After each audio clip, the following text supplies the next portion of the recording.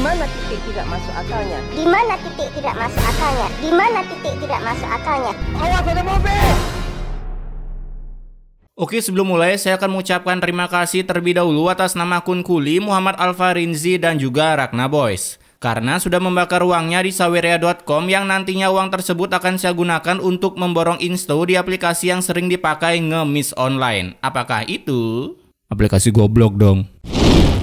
Oke, film Resolusi 2 Bit ini dimulai dengan seorang ibu-ibu yang menagih hutang ke pemeran utama bernama Amanda setelah memborong lato-lato yang ada lampunya. Tapi karena Amanda ini kismin, ia pun melimpahkan hutangnya ke suaminya yang bernama Udin. Ya, apa bedanya? Kan kalian satu kekisminan.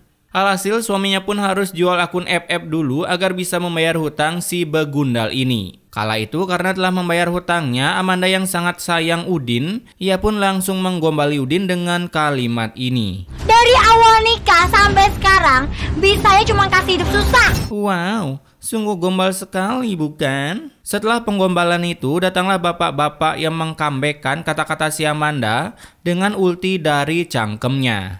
Kamu udah sombong, miskin belagu lagi. Nah, mamam tuh. Nah, karena Amanda yang nggak tahu diri ini, mereka pun langsung diusir dari kontrakan itu karena telat bayar. Alhasil ibunya pun datang, lalu menyuruh Udin dan si Lucifer ini untuk tinggal di rumahnya sementara waktu. Yaelah, kemarin ibu-ibu alisnya salah rute, ini ketemu lagi yang alisnya kayak gitu.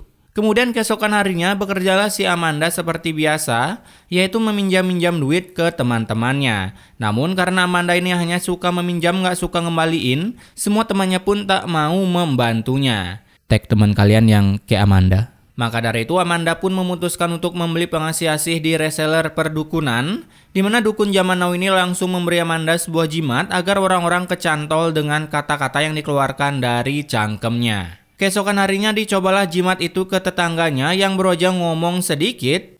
Wajah tetangganya pun tersorot cahaya neraka, lalu dengan polosnya figuran ini langsung memberikan Amanda pinjaman uang. Tapi berusaha Amanda pergi. Ya Allah, kenapa dipinjemin? Yaelah, ini mah bukan pengasih asih, genjutsu namanya. Oh ya, pantesan aja suaminya kan namanya Udin. Uchiha Udin. Setelah meminjam uang itu pun dipakai untuk membeli perhiasan, goblok emang. Dan yang lebih bodoh lagi, Amanda juga tak segan-segan menggenjutsu ibunya. Dan juga, ya Uchiha Udin. Dimana si Udin ketua klan Uchiha ini bisa-bisanya terkena genjutsu cosplay jadi tukang urut daki. Sementara ibunya di genjutsu agar mau memainkan akun ML-nya sampai Mythic Glory. Kenapa aku nggak sekalian minjem motor di dealer itu ya? Nah ini, kenapa nggak sekalian ke BI aja sana cetak duit sendiri? Keesokan harinya datanglah Udin ke tempat kerjanya sambil membawa minuman es teh manis sekresek. Karena kebetulan juga ada seorang builder sawah yang sedang kehausan. Jadinya Udin pun dengan baik hati memberikan minuman yang manis itu agar hidup builder ini nambah manis. Nggak asam apalagi pahit seperti hidup kalian. Caks. Aduh hausnya. Di sisi lain datanglah si begundal ini ke showroom motor, lalu melakukan genjutsunya. Alhasil dengan easy peasy misi foya-foya, bapak ini pun langsung menyerahkan kunci motor Mio H2R-nya untuk si Amanda. Tapi kejadian itu juga dilihat oleh Udin dari belakang. Istri bapak nggak kredit motor di sini, Pak. Loh, kenapa saya kasih ya, Pak? Loh, kenapa nanya saya ya, Pak? Nah, akibat kejadian ini, Udin pun mencurigai Amanda mengaktifkan saringannya karena ia juga baru sadar kalau kemarin ternyata ia telah digenjutsu oleh istrinya. Kemudian di tempat Amanda, naik motor kok pelan-pelan bu, angkatlah bu. Si Amanda yang baru aja ngember Mio racingnya di tengah jalan malah melihat seekor T-Rex yang mau nyebrang. Alhasil yang nyungseplah Amanda bersama Mio racingnya. Setelah sampai di rumah, mengetahui Amanda terkena azab, ibunya pun menyuruhnya untuk tobat tak memakai genjutsu lagi. Tapi yang namanya genjutsu, sekali terkena genjutsu ya pastinya tergenjutsu. Kamu minta motor ke dealer secara cuma-cuma. Aku tuh cuman pinjem tau nggak? Ya udah kalau kita percaya sama kamu. Bahlul banget bukan? Malah senyum joker. Di malam harinya, seorang dukun zaman now kita sebut saja Jamet. Ia pun berusaha mau membetulkan lampunya, malah langsung terkena sengatan halilintar yang tentunya langsung meng-shutdown-kannya.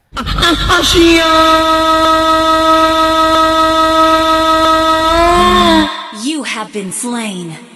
Mengira Mas Jamet ini sedang rebahan santuy, figuran yang baik hati ini pun lalu membawa Mas Jamet ke kamarnya. Dan berwajah sadar, ia pun malah meronta-ronta seperti orang lagi panas dalam dengan muka memerah karena malu di depan kamera. Apalagi mulutnya seperti mau mengeluarkan biju dama, hingga akhirnya setelah mangap sekian abad, Mas Jamet pun meninggal dengan keadaan mulut ingin menyedot alam semesta. Ya elah, masukin Kiko aja pak ke mulutnya, ntar juga hidup lagi. Di malam yang sama setelah terbannednya sang dukun zaman now itu, mulailah para figuran yang baru terlepas dari genjutsu mendatangi rumah Amanda untuk menagih semua barang-barangnya. Saat itu mengira jurus yang sama masih mempan, tapi figuran yang melihat segel tangan yang dibuat Amanda, mereka pun langsung berusaha menghentikan Amanda, lalu mengambil jimat di jari Amanda, bahkan Mio racingnya. Alhasil Amanda pun ya kismin lagi. Keesokan harinya mulailah penguburan si Mas Jamet dan baru mau menurunkan jenazahnya, petir bahkan gunung berapi pun terlihat meletus. Tapi anehnya yang datang ke pemakaman bukannya lahar tapi ulti valley. Sungguh aneh bukan? Terus gunanya scene gunung api meletus tuh apa Bambang? Saat itu mulailah pengajep-ajepan di kuburan, tapi sang ustadz yang sigap langsung membacakan sebuah doa-doa hingga angin topan tornado yang sangat real itu pun bisa dipending. Alhasil, akhirnya Mas Jamet bisa dimakamkan. Di hari yang sama, Amanda pun mulai diceramai oleh si Udin dan juga ibunya. Lalu karena kuping Amanda yang panas tak tahan mendengar ceramah itu, ia pun memutuskan untuk kabur dari rumah. Namun di tengah perjalanan, ia pun dicegat oleh teman-temannya yang menagih hutang. Dan bisa-bisanya Amanda malah menyuruh mereka untuk meminta ke suaminya aja. Melihat suami Amanda, para figuran ini pun menyetopnya untuk meminta uang. Tapi dengan skill terobosan maut, Udin pun berhasil lepas dari sana. Hingga karena bermain kejar-kejaran dengan warga, kaki Udin tak sengaja kesliding kakinya sendiri lalu jatuh ke sebuah beton dan berguling-guling seperti babi guling. Melihat itu, figuran ini pun langsung nyamperin Udin. Sampai pada akhirnya dengan jurus memegang leher ini. Dikira demam kali ya. Figuran yang sok kedokteran ini pun menyatakan kalau Udin telah terbannedkan. Setelah penguburan si Udin, ia pun dengan bahagia menjadi janda dan ingin pindah ke kampung sebelah untuk mencari duda yang kaya raya. Tapi ketika pulang dari pemakaman,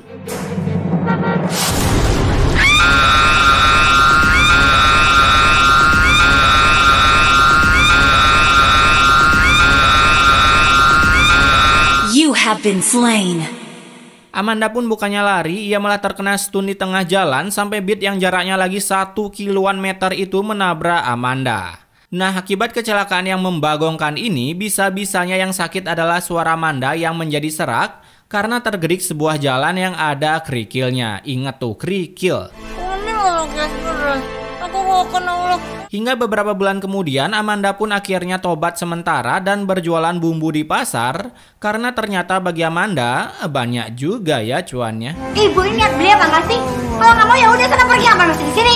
Ya nggak gitu cara jualan Bambang. Alhasil karena cara jualan Amanda yang sangat barbar ini, ia pun semakin hari semakin sepi pembeli. Karena kebetulan juga di tempat lain ada dagang baru yang lebih ramah lingkungan. Harganya murah, yang jualan juga ramah. Tuh denger guys, tips jualan laris ya murah senyum kayak bapak ini. Mengetahui Amanda sekarang punya saingan, ia pun sekarang memakai bahan-bahan busuk untuk dipakai bumbu agar ia bisa jual lebih murah lagi melebihi si bapak yang senyumnya kayak Joker itu. Sampai di suatu hari saat ibu ini menyantap sarapan, ia pun tiba-tiba terkena migrain yang sangat ekstrim akibat menyantap bumbu dari Amanda. Dan ujung-ujungnya, ibu ini pun terbannedkan. Tapi logikanya, ya kali makan sekali doang langsung koit. Apalagi bumbu loh. Setelah diberitakan ada figuran yang terbannedkan, para warga pun langsung berkumpul dan mulai curiga mungkin bumbu giling di pasar penyebabnya. Jadi mereka pun OTW ke pasar. Dimana kebetulan si bapak Joker ini tiba-tiba pengen boker, yang kemudian kesempatan itu digunakan Amanda untuk menukar bumbu kematian miliknya dengan bumbu milik saingannya.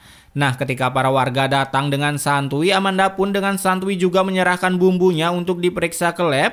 Sementara milik bapak ini, ia juga dengan percaya diri menyerahkan bumbunya yang padahal bumbu itu adalah bumbu kematian. Alhasil, saat dicek di laboratorium, sang dokter pun menyatakan kalau bumbu milik Pak Herman memakai bahan berbahaya. Makanya bumbu tersebut bisa membuat orang meninggal ketika menyantapnya. Mengetahui itu, Buset, si Urin ikut syuting. Para warga pun datang dengan emosi untuk memenjarakan bapak ini. Tapi si bapak yang tak ingin masuk sel, ia pun memutuskan untuk meremas-remas dadanya. Lalu sang bapak pun harus mengorbankan dirinya. Setelah kejadian itu, saat akan tutup warung, Amanda pun tak sengaja kejatuhan sebuah bumbu yang membuat matanya menjadi si buta dari gua hantu. Dan gobloknya di sini saat si Amanda minta air, si ibu malah memberinya air panas. Air panas, otaknya di mana Bambang? Alhasil ya tentunya dong nambah nggak bisa lihat lagi mata si Amanda. Emang ya nih emak ada-ada aja dah. Nah saat itu bukannya dibawa ke rumah sakit, si Amanda malah masuk ke hutan buat ngarit, lalu kepentoklah jidat si Amanda dengan sebuah pohon. Setelah kegedik sebuah pohon, saat mau jalan kegedik lagi jidat Amanda dengan sebuah batu. Bagus sekali kan dramanya. Kemudian setelah berabad-abad hanyut di sungai, ditemukanlah fosil si Amanda yang nyangkut di sebuah batu sungai, yang dimana trio figuran ini langsung mengeksekusi si Amanda. Cie, mayan dapat megang-megang. Ketika sudah dibawa ke daratan lah, ngapain tuh mereka bertiga di hutan? Amanda yang sadar pun langsung dipapah untuk dibawa ke rumah. Namun lagi-lagi di perjalanan muncullah kerbau IPD yang tanpa banyak cincau, langsung menyundul Amanda hingga pingsan lagi si Amanda. Yaelah baru aja tadi sadar. Saat itu dengan kekuatan jari jempol figuran yang sotoy ini, si Amanda pun bukannya pingsan lagi, melainkan sudah terbenetkan. Singkat waktu ketika si Amanda dimandikan, muncullah keluh kesah sang figuran karena sangat susah mengurut daki si Amanda karena sudah tertempel sebuah lumpur. Alhasil dibawa sajalah jenazah si Amanda ke pemakaman, namun lagi-lagi di perjalanan entah punya dendam apa ini kerbau IPD, lagi-lagi nongol tapi kali ini menyeruduk dengan rute yang salah. Tapi mengira beruntung kerbau itu salah rute, tiba-tiba muncullah sebuah hujan salju yang membuat para figuran ini ingin mengambil marjan di rumahnya sampai-sampai mereka pun membuang keranda Amanda ke sawah. Nah, akibat keranda yang kotor itu, Pak Ustadz pun marah-marah dan menyuruh para warga untuk membawa kembali jenazah si Amanda pulang untuk dimandikan dengan sabun antiseptik agar terhindar dari kuman-kuman. Kayaknya lumpurnya sudah menyatu sama tubuhnya Bu Winda. Gimana ceritanya lumpur bisa menyatu, Bu? Lu kira adonan? Setelah selesai Amanda dimandikan, untuk kedua kalinya digiringlah jenazah si Amanda ke pemakaman. Namun baru saja sampai, tiba-tiba ada es batu sebanyak dosa kalian muncul di liang lahatnya. Kejadian itu pun membuat para warga sangat kesal karena lagi-lagi lupa membawa marjan. Alhasil mereka pun yang sangat ngiler es batu ditambah marjan, mereka pun tak jadi memakamkan Amanda di sana untuk melepas rasa ngilernya. Dimana saat sampai di makam kedua, tiba-tiba angin tornado yang sangat real banget pun muncul. Bahkan gunung pun sampai meletus melihat tingkah para warga yang konyol ini. Dan karena angin tornado itu membuat keranda si Amanda harus terbawa angin dan nyungsep lagi di lumpur. Setelah melihat keranda yang nyungsep di lumpur, tiba-tiba saat mau diambil muncullah ulti dari Eudora yang membuat lumpur itu berubah menjadi lumpur hisap. Buset, real banget guys. Sampai-sampai hisapan lumpur itu pun mampu menghisap keranda si Amanda beserta si Amandanya. Cing. Oke, pesan immortalnya di sini, jika sudah memiliki pasangan, pikirkanlah bagaimana rencana kedepannya untuk menikah, baik itu dari segi finansial dan yang lainnya. Karena jika kalian tak memikirkan hal-hal tersebut, maka dapat dipastikan setelah menikah, salah satu cangkem pasangan kalian akan berkata seperti ini. Dari awal nikah sampai sekarang, bisanya cuma kasih hidup susah. BGST banget bukan? Makanya kerja sampai tipes.